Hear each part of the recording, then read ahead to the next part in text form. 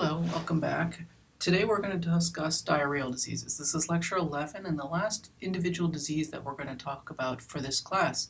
I hope that we've discussed a lot of different diseases, and I hope that you guys have had actually a good roundabout understanding of what the different issues are related to global public health in the realm of infectious diseases. Next week's lecture is going to be our last lecture, and it's going to discuss how you actually can eradicate some of these diseases and how you can, some of the diseases that have been eradicated, smallpox, some of the diseases that are getting close to eradication, guinea worm and polio, and we'll just discuss some of the techniques that are used. But this week I want to discuss diarrheal diseases. Diarrheal diseases are a very, very important set of diseases, and they're defined in three different ways. You can have watery diarrhea, which is 3 or more liquid or watery stools in a 24-hour period. You can have pure dysentery, which is the presence of blood or mucus in the stools. And you can have persistent diarrhea, which is lasting more than 14 days or more. Each of these different diseases can cause significant problems related to health care, especially in the developing world where there isn't very good adequate medical care for them and can lead to death in many cases. So the different routes of diarrheal diseases are primarily it's a fecal-oral route. That is the main way it's transmitted, but you can actually see that it's much more complicated than that. There's different sources. You can have groundwater or surface water that's infected in the environment. It can also be spread in the dirt as well as from flies. You can have animal excretia or human excretia being the different reservoirs in which it's actually transmitted through the fecal-oral route.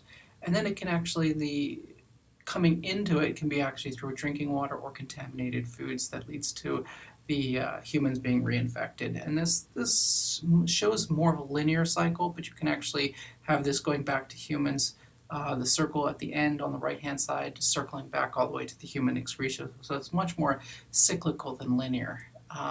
Transmission is mostly transmitted, as mentioned before, fecal-oral. Cholera, for example, is waterborne disease. It's transmitted through the contaminated water from the feces. Some viruses, such as rotavirus, can be transmitted through air. Very rare, though, but it does happen. Nosocomial transfection is impossible. Nosocomial being basically hospital transmission from person to person in a hospital or a primary healthcare facility setting. And then there's also blood dysentery. It can be transmitted from person to person directly, such as Shigellosis, Shigella, which is a bacterial infection. We'll talk about some of that later. But it's one of the rare cases where it can actually be transmitted person to person. And that's mostly from contaminated, in situations where the genital tract area is contaminated. It can be transmitted from that in that route. Person to person risk. Generally, different age groups have different risk factors depending on what age group they are. Cholera, for instance, is mostly people that are infected are 2 years or above in age, and it's uncommon in very young infants. Just the route of transmission is the primary reason for that. Shigella, however, is more common in young children aged as below 5 years old. Rotavirus is more common in young infants and children aged between 1 and 2, and E. coli can vary basically from any age, so that adults can get E. coli poisoning just the same as infants. And amoeba or parasitic infections that cause diarrhea are more common in young adults.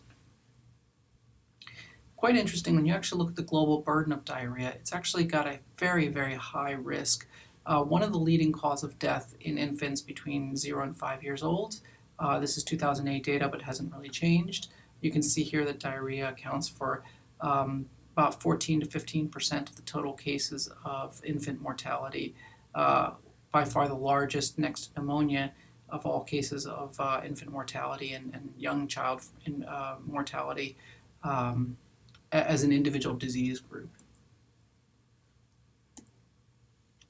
You can also see here that the global deaths, while the numbers increase over time, diarrhea is one of the leading causes of global deaths, and most of them occur in the age group under 5 years old. But if you actually look at the individual numbers, neonates, while it does represent a very small percentage, pure number, the percentage is actually quite high for that age group when you're only talking about the first month of age.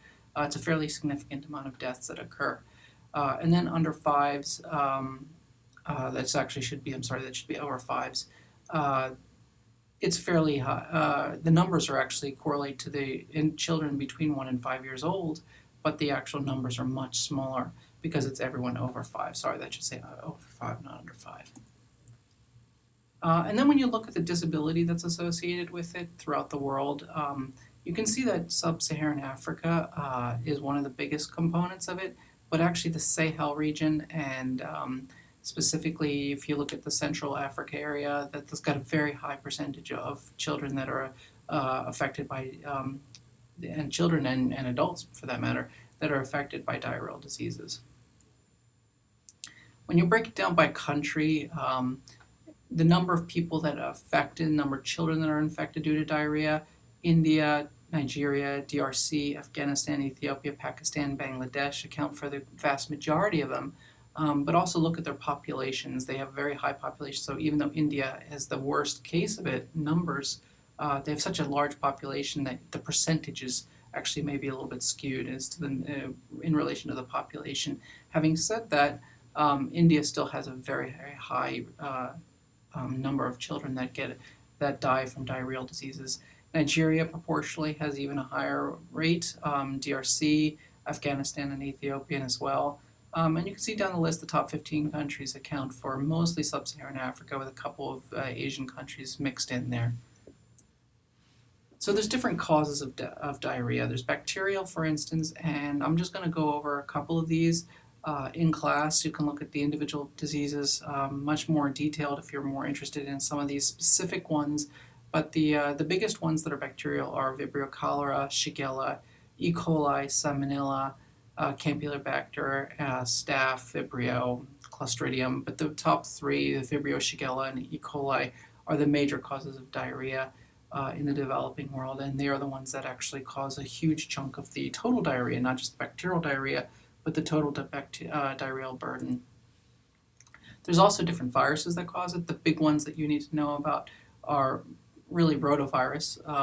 However, if you look at some of the other ones, the COLI virus, astrovirus, and norovirus, specifically, those ones are associated a lot with travel. You'll see these type of agents often associated with cruise lines. Every time you hear about a diarrheal outbreak, it's typically like these norwalk or a COLI virus type of outbreaks. But for purposes of the developing world, rotavirus is the big one for that. And then there's also certain types of parasites. Giardia is a big one. Amoeba, histolytica, cryptosporidium, and isopora are some of the big ones. Giardia was one that actually I've had in the past, not a fun one to have, but there are drugs available for it that make it go away quite easily if you have the resources available. People who don't have the resources available can suffer from these diseases quite a long time. The parasitic diseases will stay with you, unlike the bacterial diseases, which will typically go away and on their own. The parasitic diseases can stay a long time with you, assuming you've survived the infection. Beyond just the individual types of them, there's also seasonality, and it depends a lot on what type of it is. If it's bacterial or if it's parasitic, it can have different effects. But for the bacterial and the viral ones, for instance, the seasonality can be, for instance, in cholera, you'll typically have an infection in the wintertime or the dry season, as well as in Shigella, it would be a dry summer. In rotavirus, it's the winter time. These are a lot of times these are more. I'm sorry, not the dry season, but that's more often the rainy season in a lot of these countries. So you'll get the common times like during the monsoon for instance. Laboratory diagnosis is fairly weak for a lot of these diseases. It's typically the biggest ones are using microscopy to look at stool samples for diagnosis.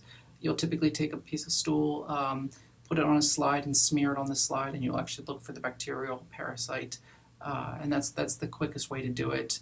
Specificity is fairly low, but sensitivity is usually yes or not minus. You don't get really a true quantification of how bad the infection is. You can also look at stool cultures, and then you can use ELISA or immunoassays. In those cases, it's typically to try to identify specific strains of the virus or bacteria in ways that you can look for ways that you can actually mostly done for research reasons rather than actual clinical diagnosis, given the fact that you can give fairly broad spectrum antibiotics to cure a lot of these bacterial infections at least. The treatment is typically rehydration. You would typically replace fluid and electrolytes using what's called ORS, oral rehydration salts. You also often see oral rehydration therapy, ORT. You'll see it in a couple of different ways that you might see rehydration. But overall, what they typically do is they replace the salts and the fluids that are lost from the diarrhea. In fact, the Gatorade was actually invented as a result of looking at some of these ORS type of things to replace the salts and fluids lost from in athletes. So Gatorade and ORS are very, very similar kind of mixtures that they have in it. Other treatments include antibiotics according to type of pathogen. And you also want to start food as soon as possible because a lot of people will, because of the diarrhea, they will become malnourished as a result, or beyond just being rehydrated, they need more food in their system to also boost the immune response as well. There's many different types of antimicrobial agents. A lot of them have very specific targets. Some of them are more broad spectrum. And for the most part, they have their own side effects profiles, so you need to be aware of that, and their own. Each of them have their own adverse events that you need to be aware of, and people that shouldn't be taking these particular antibiotics. I'm not going to go into the individual ones. You do not need to know what each one is used for, but just on a general understanding: Cipro, Doxy, tetracycline. Metronidazole for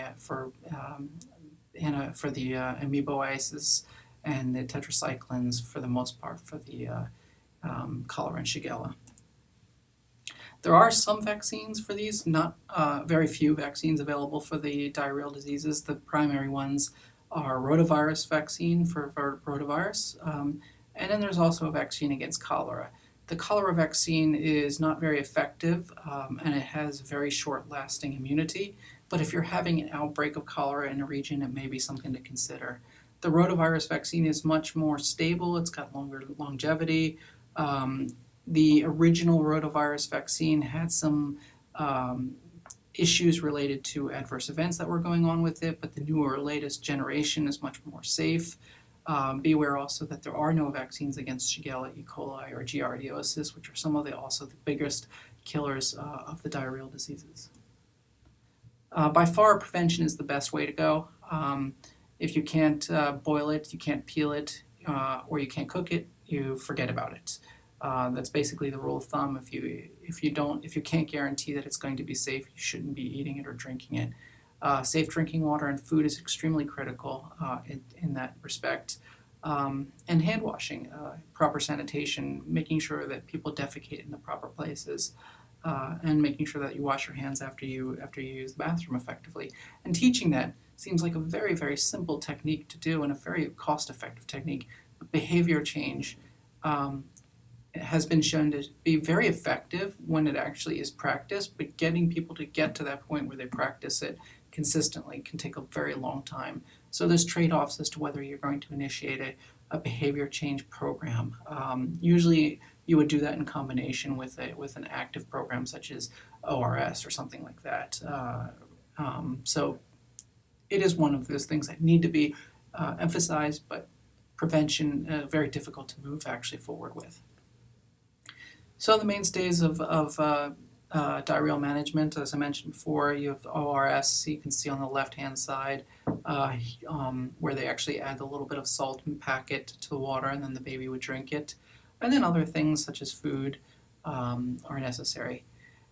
The diarrheal diseases are such an important factor in the MDG targets that are now ending in this year, and will be a major factor in the SDGs, the Sustainable Development Goals, in the coming future. You can actually see here that several of the MDGs have been used as a way that it directly relates to the diarrheal diseases and dealing with diarrheal issues, providing safe and effective med drugs to them to people, reducing by 1/2 the proportion of the population without access to safe drinking water, and under 5 mortality rate. All of them have direct results that come from dealing with diarrheal diseases.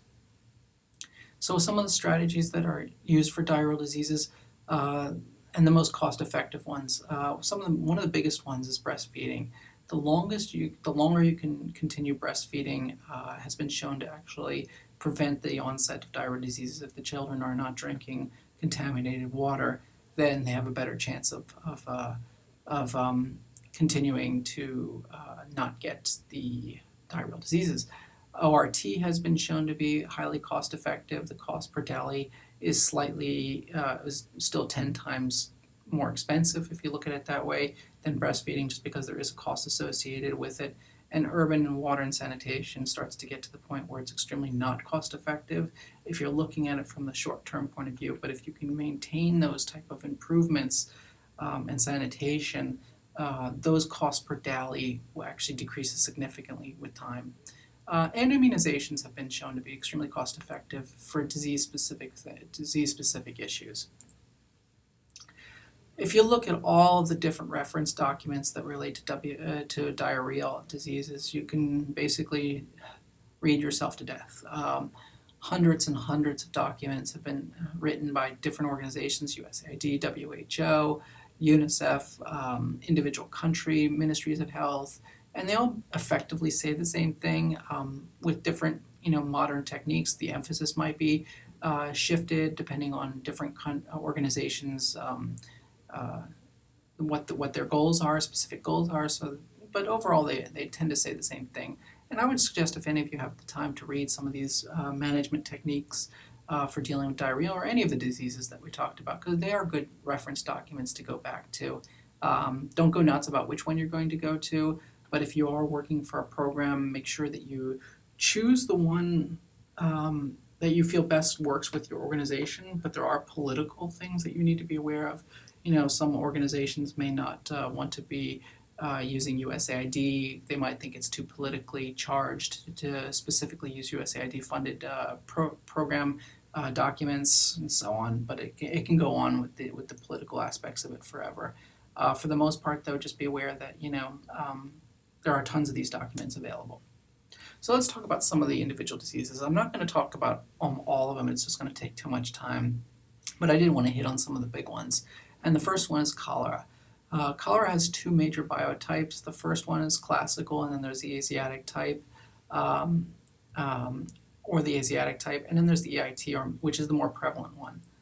Vibrio cholera is the O group. I'm not going to read the whole thing here, but just be aware that it does basically have, it's found on the Indian subcontinent, and the epidemic expansion has resulted from a single source after a lateral genes transfer. You don't need to know about all these specifics, but just understand that Vibrio cholera, this O139, it has been shown to be one of the worst ones in the Asian region.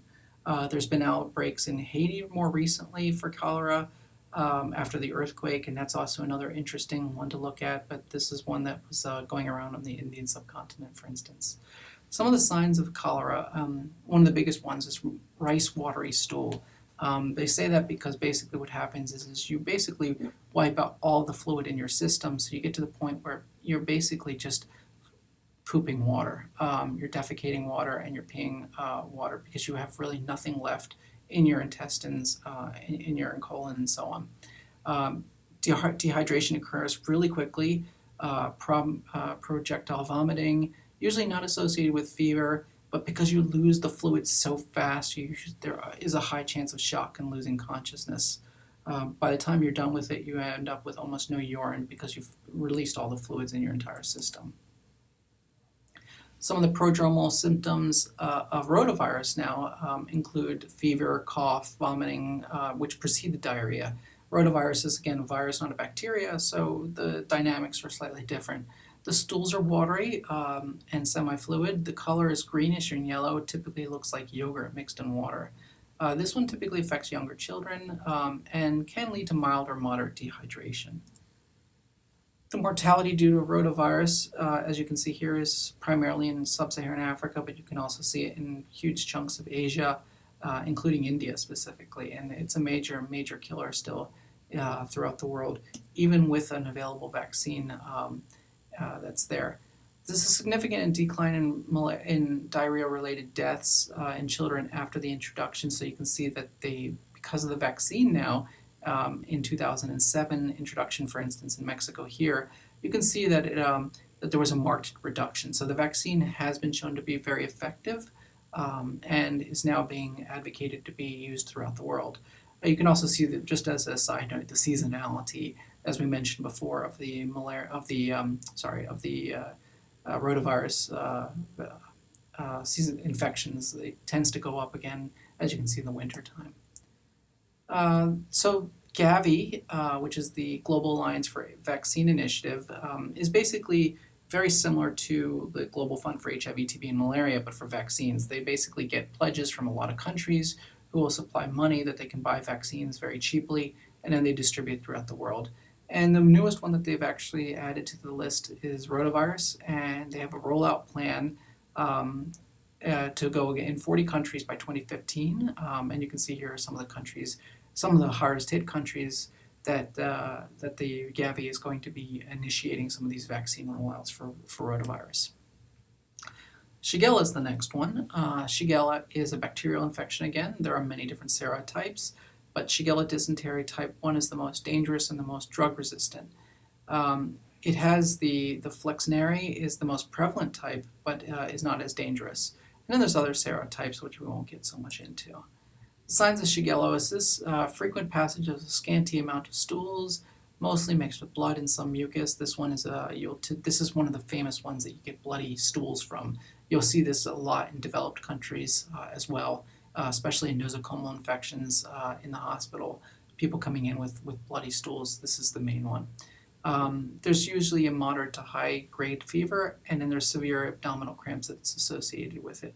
There's also pain around the anus during defecation, which is also a fairly indicative sign of what this disease happens. And then usually there's no dehydration, mostly because this is more of a defecation related rather than a watery type of stool sample. The next one we're going to talk about is E. coli.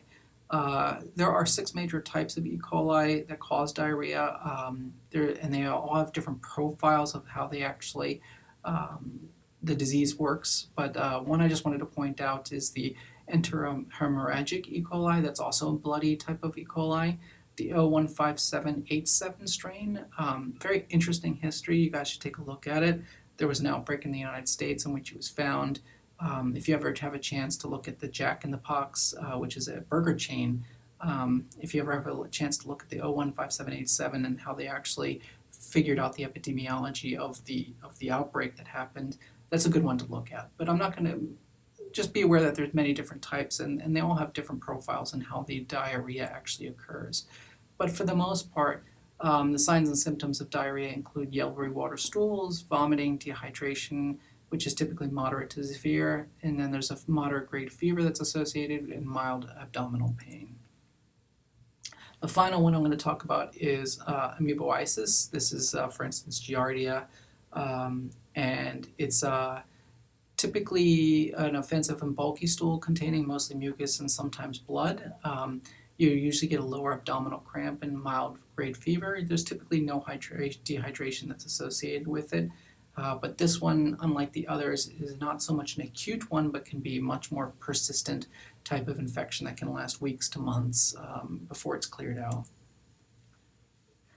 Many different organizations, I'm just going to use basically a full strategy to combat diarrheal diseases, and I'm just going to go over the USAID's seven-point plan. A lot of organizations have very similar ones, so you'll see this is not USAID specific, but they do use this strategy. And it basically has 2 different components, the treatment package and a prevention package.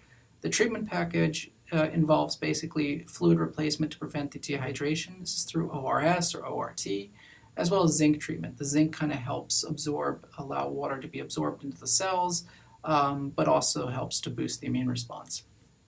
And then the prevention package includes vaccinations, the promotion of early and exclusive breastfeeding and vitamin A supplementation, much like zinc. Vitamin A kind of helps to boost the immune system and as well as boost the absorption of the water into the body.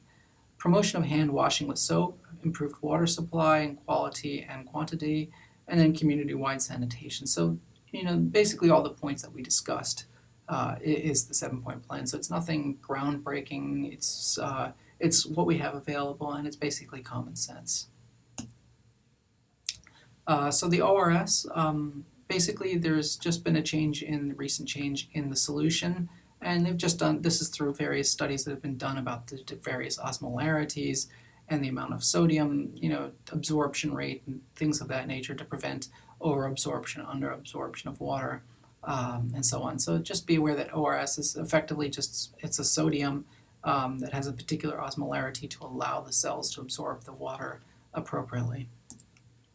Zinc reduces the duration and severity of the treated episodes and reduces the incidence of diarrhea and pneumonia in subsequent months. So, I mentioned before, it helps to boost the immune response and allow for absorption of water. The rotavirus vaccine, discuss that. Nutrition, exclusive breastfeeding, and vitamin A substitution have been proven to strengthen the immune system, but also has many other benefits, health benefits beyond just the dehydration and the diarrheal diseases. Hand washing with soap, specifically with soap. If you just use water, may not be enough, but then again, soap can be expensive. It may be difficult to get hold of. So an investment in one dally associated with diarrheal diseases can cost $3.35 for soap. But if you see that in comparison to some of the other possibilities, such as latrine use, that can cost as much as $11 per dally saved, and household water connection would be $200. So $200 is unrealistic in the developing world at this stage, and even $11 starts to get fairly expensive. $3 is still expensive, but manageable, I would say, within a developing world scenario. And then adequate water supply in quality and quantity. Having water available is extremely difficult. Many people, usually the women, have to travel many large distances to get to safe water, clean water. And so carrying it is very difficult to get back and forth all the time. And then making sure that it's clean is also difficult. But these are issues that need to be addressed and have to be dealt with in the coming years for adequate reduction in diarrheal disease outbreaks. And then sanitation, community-wide sanitation promotion, making sure that there's constant advertisement that you need to be washing your hands, that you need to be using a latrine, that you shouldn't be defecating out in the open. These are issues that are much larger health concern than just the diarrheal diseases, but still need to be addressed as part of the diarrheal disease programs. Community mobilization, getting the communities active and involved is just as important as any other effort. Just advertising it isn't enough. You have to do these community mobilizations to try to get people to do what they say they're going to do. And then expand access to proper case management. So now that you've got the people, aware of it, now that you've got adequate water supply, adequate ORS, cases will still occur. So you need to be able to have a strategy to how to deal with it. And there's a method called Integrated Management of Childhood Illness, or IMCI, which basically is a way that you can deal with this. This is just one way that you can deal with it, but I just wanted to mention this. There's basically a chart here you can see on the right-hand side where, a healthcare worker, typically community healthcare workers, these are volunteers, they're members of the community, they're not nurses, they're not trained, educated officially, but they are educated, unofficially, and help out the community effectively. They're volunteers for the most part. And you basically give them this chart of how to deal with the diarrhea, if they're dehydrated, if they're not dehydrated, what to do in the different situations, and how to follow up. And it's a very simple chart, and if the situation becomes too complicated for them, then it does note that you bring them to a proper healthcare facility if they're severely ill. So what does this all mean? So we're pretty much at the end of this lecture, but I just wanted to go over all the meaning and what's the how are countries actually enabling this to occur.